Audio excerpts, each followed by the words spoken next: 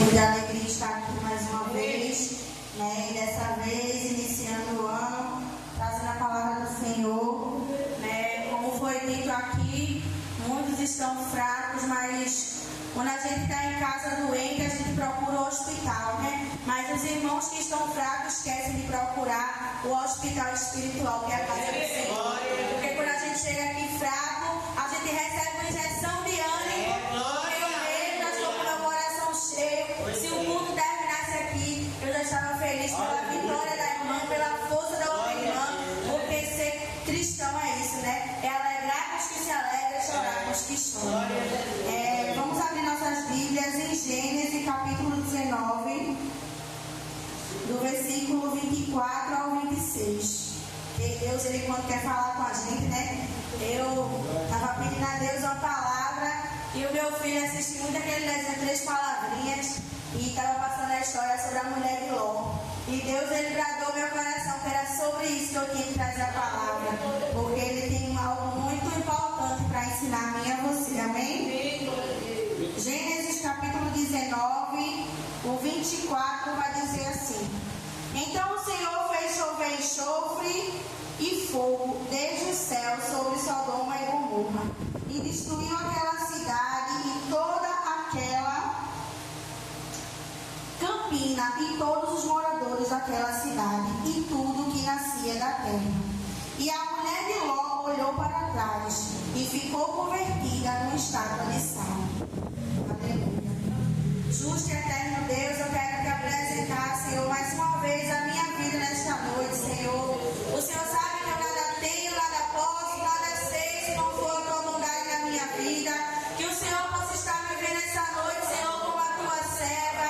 Que o Senhor possa me usar, purificar a minha vida para que eu possa estar aqui falando da tua palavra, como um ensinamento ao meu coração e ao coração de todos que estão aqui, Jesus. Te agradeço por mais essa oportunidade. Sou falha e pecadora, mas sou tua serva e estou aqui cumprindo o chamado que o Senhor tem para a minha vida. Assim, Jesus, eu te agradeço por mais uma oportunidade. Em teu santo nome, amém. Glória a Deus. Poder sentar em nome de Jesus.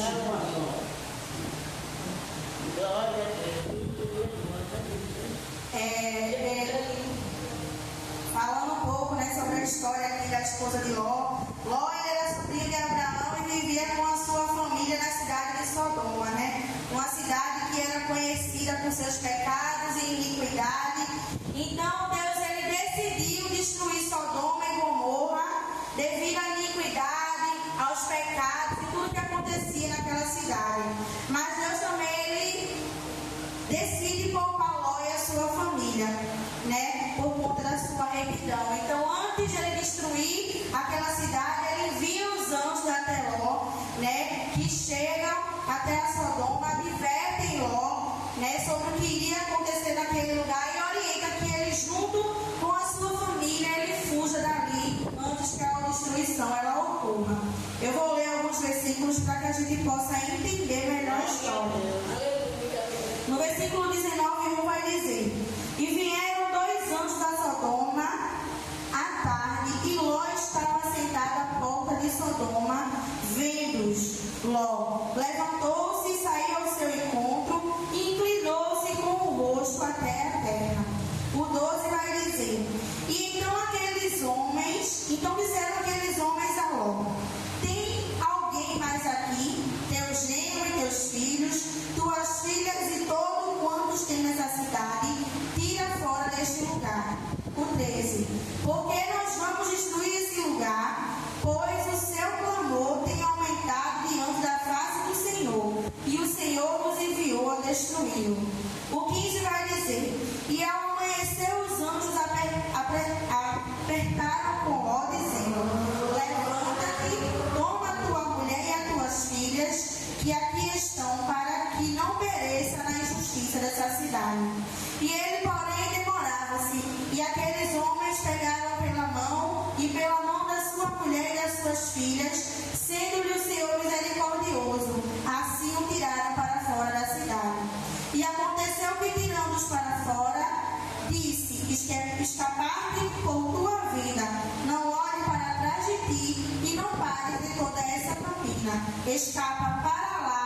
o monte para que não pecais. Então o Senhor ele encaminha até Ló, né? Os anjos com a missão de livrar daquilo que ia acontecer na cidade. E hoje eu quero trazer 3 pontos que foram ignorados pela mulher de Ló, assim que os anjos chegaram até lá com essa notícia, né? Pedindo para que ele saísse.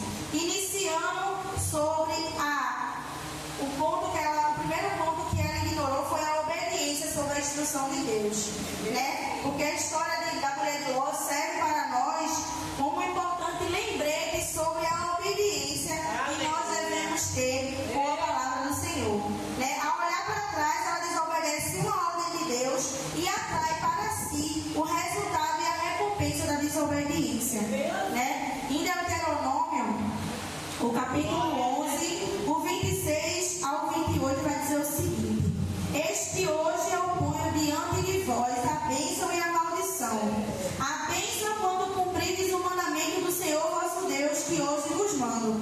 Porém a maldição se não cumprirdes os mandamentos do Senhor vosso Deus e desviardes do caminho que hoje vos ordeno para seguir outros deuses que não conheceis.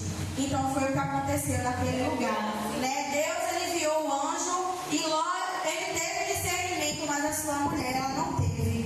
Ela preferiu olhar para trás, ela preferiu ir de contra o que Deus ele tinha ordenado, né? Então, assim como aconteceu na história de Ló, muitas vezes Deus ele envia pessoas para a nossa vida para nos alertar, para nos dizer como é que nós devemos seguir, por onde devemos ir. Pessoas usadas por Deus para nos orientar. E cabe a nós termos o discernimento de saber quando é Deus que fala com a gente e quando não é Deus que não fala, para que a gente possa obedecer, se precaver do perigo de não obedecer a ordem do Senhor, né? Porque chama a atenção o fato da mulher de Ló ter desobedecido a ordem passada pelos anjos, porque me faz refletir que de alguma forma ela gostava daquele lugar, do que ele proporcionava e do que aquele lugar acontecia, de tudo que acontecia ali, né? E tudo que era praticado, porque a gente só sente falta de uma coisa que a gente gosta, não é verdade? Então tinha algo ali que prendia ela àquele lugar, que ao ela chegar no meio do caminho e ver tudo ser destruído, fez ela olhar para trás, né? Mas assim como com Noé, a família de Noé foi colocada na arca por causa de Noé, assim também aconteceu na família de Ló. A sua família ela foi resgatada junto com ele por causa dele, que era um homem reto, que temia a Deus e que vivia pedindo ao Senhor uma mudança naquele lugar, né? Então, tem gente hoje em dia que vive o propósito de outras pessoas e acha que está vivendo o que Deus tem para a vida dela. Mas não é assim. A mulher de Ló estava vivendo o propósito que Deus tinha na vida dele. E por conta dele, ela foi abençoada. Porque eu vou dar um exemplo, eu tenho um filho. Eu estou servindo ao Senhor, meu filho é pequeno, né? Eu estou servindo ao Senhor, estou vindo para a sua casa, Deus ele me abençoa com a casa, com o carro. Meu filho, ele vai ser abençoado por causa de mim. Mas o propósito de Deus é para a minha vida e não para dele. Então ele só vai ser abençoado até certo ponto. Porque de um ponto para lá, Deus ele vai ter que tratar com ele também. Glória a Deus. Né? Então tem gente que vive no propósito de outras pessoas. Acha que está sendo abençoado. Eu estou todo troncho assim mesmo, vou para a igreja um dia assim, outro não, mas Deus está me abençoando. Às vezes você está sendo abençoado porque tem alguém que ora por você, que intercede pela sua vida, que está ali em cima do coração de madrugada pedindo a Deus uma intercessão, uma intervenção do Senhor pela minha e pela tua vida. E Deus, por misericórdia daquela pessoa, abençoa a mim e a você, assim como foi na vida da mulher de Ló. Ela foi abençoada porque Deus ele tinha um propósito na vida de Ló, mas não na vida dela. E quando ela olha para trás, ali chegou o ponto que o propósito na vida dele já não alcançava mais a vida dela, porque o propósito foi com ele. Ele foi obediente, ele seguiu o que Deus ele queria para a vida dele. Mas ela, por não seguir, ela poderia ter seguido o que Deus tinha dito e viver o propósito junto com seu esposo. Mas a desobediência falou maior ao seu coração, né? Então, às vezes, né, a gente está vivendo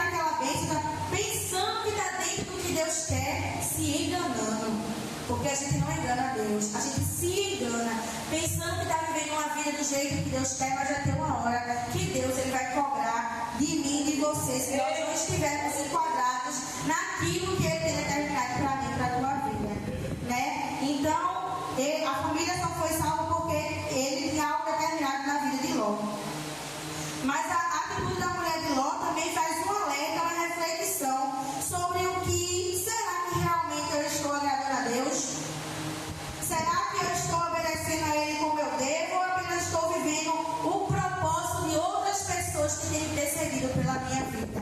Então é importante a gente parar e refletir o que é que nós temos feito para que Deus ele tenha um propósito tão grande na minha vida, porque eu entendo que para que Deus ele tenha enviado o anjo para um lugar que seria destruído para salvar, é porque ele tem um cuidado, carinho e um amor muito grande por Ló e por sua família. E assim é na minha e na tua vida. Deus ele tem amor, ele tem cuidado, ele tem um zelo pela minha e pela tua vida, mas muitas vezes a desobediência nos faz cegar sobre aquilo que Deus ele tem preparado para nós, né? E Isaías 43:18 vai dizer: não vos lembrei das coisas passadas, nem considerei as antigas. Eis que faço uma coisa nova. Né? Deus tinha para aquela mulher uma nova oportunidade. Deus tinha uma nova chance de fazer uma nova vida, distante de tudo aquilo que Ele disse que deixasse para trás, porque talvez o que ela estivesse vivendo naquele lugar não estivesse agradando ao Senhor. E Deus ele dá uma oportunidade àquela família. Ele diz: está aqui a oportunidade, vá, siga e eis que eu farei tudo novo. Tudo será novo, uma vida nova, uma oportunidade nova, uma história nova será escrita. Mas quando ela desobedece a Deus, a promessa do Senhor, a lei cai por terra, né? Porque em João 14:15 vai dizer: se me amais, guardais os meus mandamentos. Então é assim que nós temos que viver, guardando os mandamentos do Senhor, porque nem sempre é fácil, o inimigo se levanta, principalmente na vida da gente que o Senhor tem nos chamado. Às vezes a gente se retém, a gente não quer aceitar aquilo que Deus ele tem para a nossa vida, mas sendo por bem ou sendo por mal,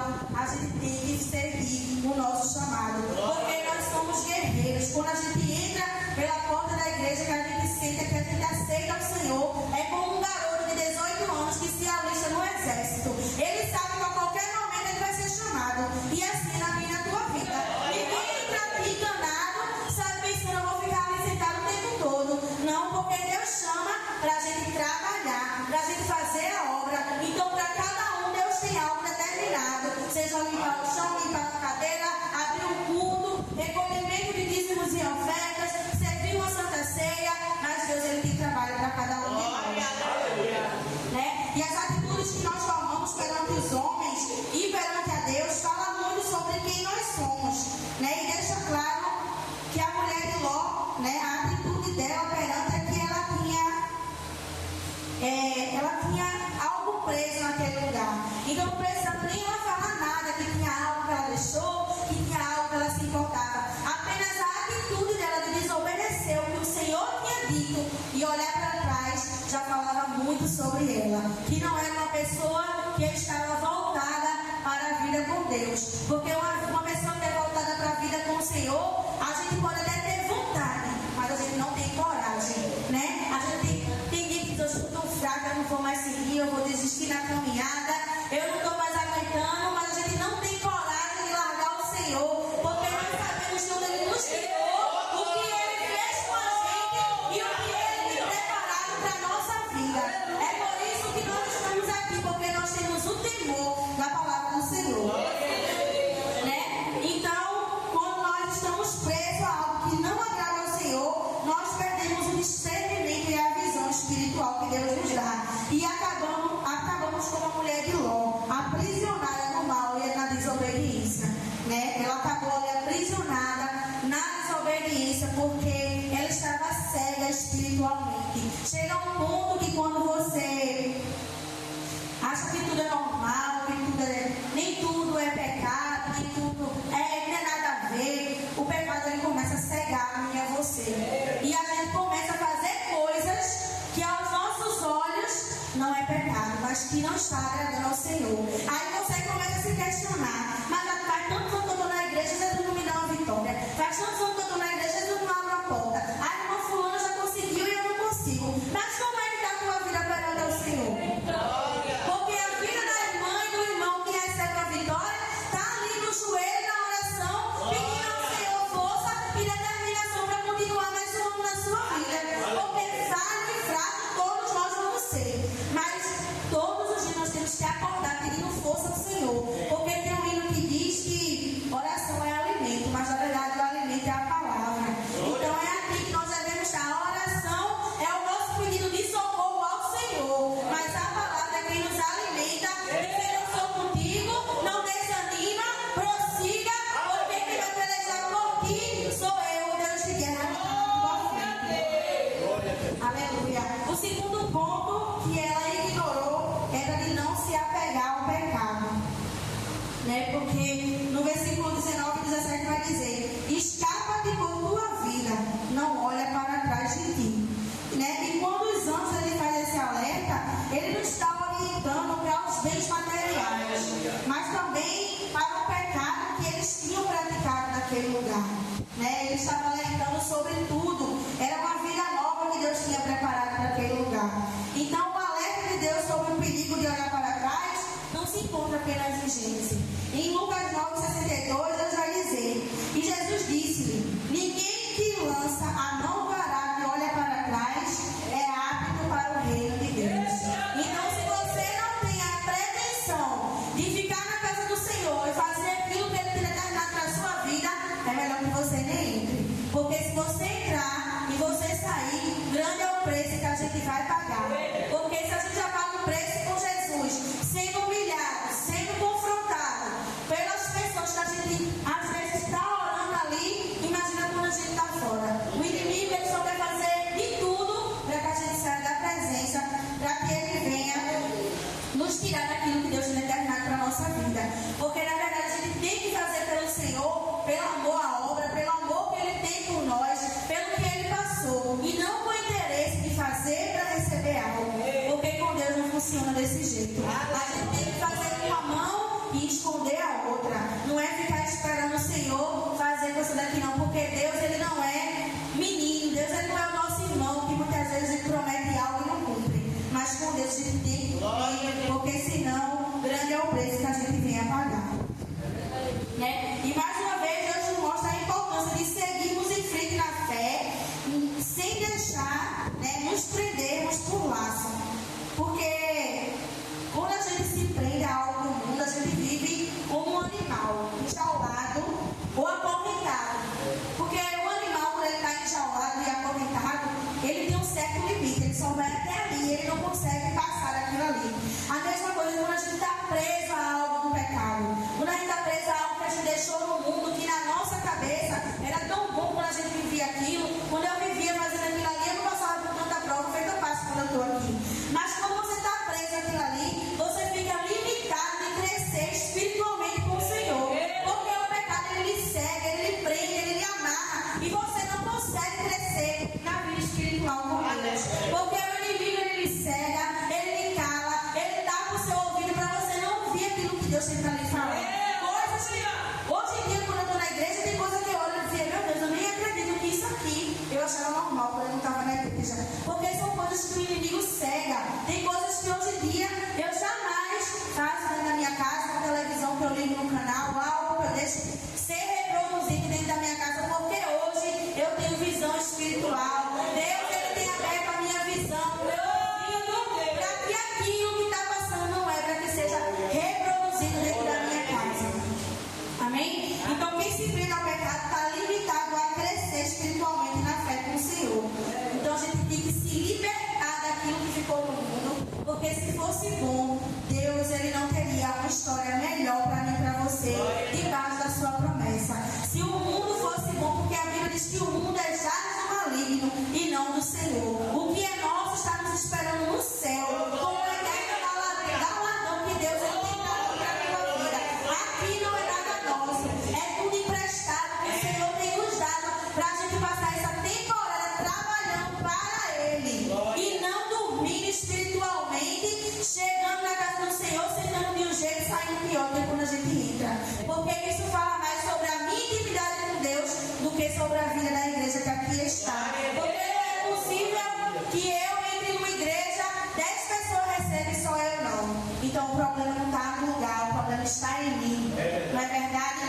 problema está na minha intimidade com o Senhor. Está no que eu estou me agarrando, no que eu estou me segurando, no que está me prendendo para que eu não cresça, para que eu não escute aquilo que Deus tem para me ensinar. Né? Em Filipenses 13:13 vai dizer: irmão, quanto a mim não julgo que haja alcançado, mas uma coisa faço, que é que esquecendo-me das coisas que atrás ficaram e avançando para que estão diante de mim. Então nós temos que esquecer tudo aquilo que nós deixamos no mundo, porque se fosse bom, Deus ele não nos tirava de lá. Bom só o Senhor, só Ele tem o melhor para mim e para a tua vida. Muitas vezes a nossa vida dá um furacão, a gente não está entendendo o que é que está se passando, mas nós temos que ter a confiança que Deus ele sabe o que é melhor para mim e para a tua vida. Amém? Amém. Então, que nós não possamos nos apegar às coisas passadas, deixar que o Senhor venha fazer uma coisa nova todo dia na nossa vida, porque todos os dias nós somos falhos e pecadores, iremos pecar por obra, ação e pensamento, mas que no dia que se passou a gente vença a ajoelhar e dizer: Senhor, que amanhã, mesmo que eu peque, não seja o erro que eu pequei hoje, porque eu estou aqui como servo humilde aos teus pés te pedindo força, perdão e misericórdia para mais um dia, pela tua graça eu posso estar de pé amanhã, fazendo tudo novo e tudo do jeito que o Senhor tem determinado para a minha vida. Aleluia, glória a Deus. Então, assim como alguns animais, eles precisam deixar a própria pele, o próprio casco para trás, que nós também precisamos deixar tudo que foi velho lá atrás, né? Que nós possamos ser encorajados todos os dias e também que possamos encorajar os nossos irmãos a abandonar todas as más práticas, tudo aquilo que nós fazemos que não agrada ao Senhor, porque quando a gente entra aqui, que a gente diz ao Senhor que aceita Ele como único e Salvador, Ele tem uma nova identidade para mim e para a tua vida. É uma identidade de servo, é com vestimenta nova, é com um linguajar novo, é com uma aparência nova, que é para quando a gente chegar no mundo, o inimigo não me conhecer e nem te reconhecer e jogar o meu pecado e o teu pecado na nossa cara. Então Deus tem uma vida nova para mim e para você. Basta nós apegarmos aquilo que nós nos seguramos.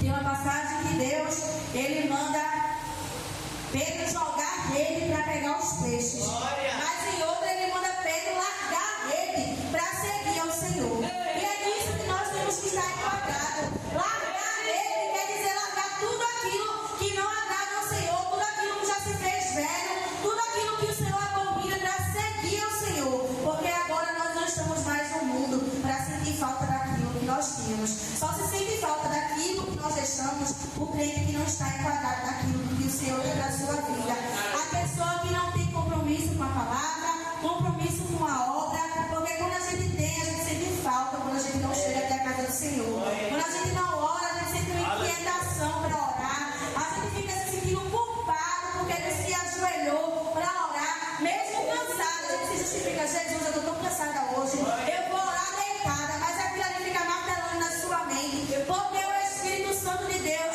Ele conhece o meu e o teu coração. Aleluia. Né? E o terceiro ponto, antes de Colossenses, eu quero ler aqui Colossenses, o que diz, né? Instrução para uma vida santa. E eu acredito que é nisso que nós temos que nos enquadrar. Colossenses, o capítulo 3, o versículo 1 ao 3, que vai dizer: portanto, se já ressuscitasse com Cristo, buscai as coisas que são de cima, onde Cristo está assentado à destra de Deus. Pensai nas coisas que são de cima e não que são da terra, porque já estáis morto e a vossa vida está escondida com Cristo em Deus. Aleluia. Aleluia. A partir do momento que nós estamos com o Senhor, temos que buscar tudo que remete à palavra de Deus. Porque eu entendo que quando nós somos novos convertidos, nós temos hábitos que a gente não consegue abandonar assim de início. Mas a gente só vai conseguir abandonar aquilo se a gente tentar. É a mesma coisa que a pessoa diz: eu não sei fazer isso, mas você tentou. Eu não sei pregar a palavra, mas você tentou. Eu não sei dirigir, mas você tentou. Eu não sei louvar, mas tentou. A gente só vai saber se a gente tentar, se a gente botar a mão na massa. Porque ninguém nasce sabendo. Apenas Deus sabe de tudo. Nós somos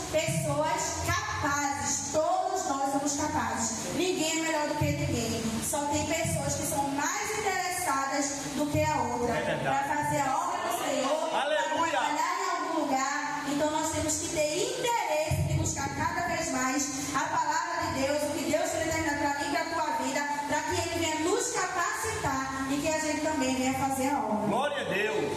O terceiro ponto é não desprezar o cuidado do Senhor. E foi o que ela fez, ela desprezou. Né? Porque quando os anjos, ele ordena que Ló saia da cidade para não perecer na destruição que ia acontecer naquele lugar, né? Talvez a falta de confiança no que Deus tinha preparado para eles tenha sido um dos motivos daquela mulher olhar para trás. Né? E muitas vezes isso acontece na minha e na tua vida também. Porque por não confiar na ordem que o anjo deu, ela olha para trás e pode ter pensado: tudo que a gente viveu, tudo que a gente conseguiu, tudo que eu tinha, minha casa, meus móveis, meus bens, dinheiro, tudo vai ficar, e como é que vai ser daqui para frente? E a gente não pode estar se apegando a isso. A gente tem que confiar no que Deus ele fala a mim e a você. Se ele disse, pega a tua família e vai, é porque ele tinha algo melhor preparado para aquela família. Mas faltou confiança àquela mulher. Não a Ló, porque ele não olhou para trás e nem as suas filhas. Mesmo com suas falhas, elas foram obedientes e não olharam para trás.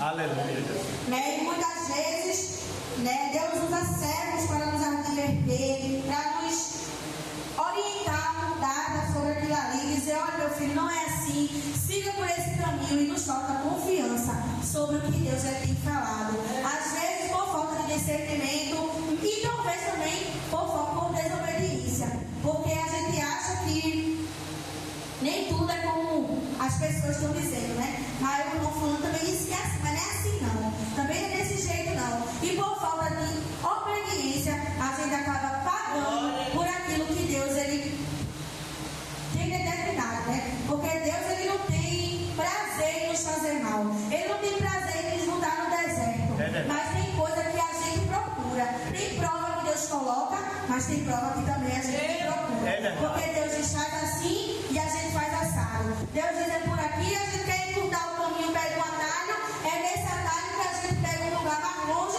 e passa sei quanto tempo no deserto para aprender a confiar no que Deus ele tem dito para mim e para minha vida. Aleluia. Né? E porque em Hebreus 11 diz que a fé é o firme fundamento daquilo que não se vê. Então é impossível você estar na casa do Senhor dizendo que crê no que Ele tem para a sua vida determinado e está fazendo tudo ao contrário do que o Senhor diz. Temos que confiar, entregar e esperar o tempo que Deus ele tem determinado para cada um. Porque o tempo na minha vida pode ser um, na sua vida pode ser outro, na vida do irmão pode ser outro. Porque cada um está preparado espiritualmente de uma forma. Né? Podemos todos estar aqui, tem um que dá mais glória do que o outro, mas espiritualmente está tão preparado quanto aquele irmãozinho que está ali caladinho, no seu canto, só recebendo da parte do Senhor. Né? Eu vejo que hoje em dia muita gente vem para a igreja e se incomoda porque o irmão fulano não fala, o irmão fulano é com a cara feia. Você vem para adorar a Deus ou para olhar a cara do irmão? Aleluia. Porque se o irmão não gostar de mim, vai ter que me aguentar até Jesus voltar, porque daqui eu não saio. Daqui eu só saio quando Jesus disser chegou o tempo, é daqui para lá que você vai. Mas se não, eu abraçando o irmão, eu beijando o irmão, puxando conversa com o irmão, porque é assim que nós devemos ser. Nós não podemos deixar que a semente do mal venha semear o nosso coração e se enraizar, porque se enraizar é pior para sair. Então nós temos que ver sempre o lado das pessoas, o lado bom, que mesmo que não tenha, mas você está ali enxergando e crendo, orando. Aleluia. Deus ele vai transformar aquela pessoa em nome de Jesus. Né? Então mesmo que a tempestade venha, que balance o nosso barco, mesmo que pareça que os nossos planos não vai dar certo, que está tudo de cabeça para baixo, nós temos que estar confiando no Senhor. Porque só Ele sabe o porquê de nos fazer passar por aquilo ali. Muitas vezes a gente chega na igreja, ora, dá glória a Deus, aleluia, mas em casa a gente não se lembra de fazer isso porque está tudo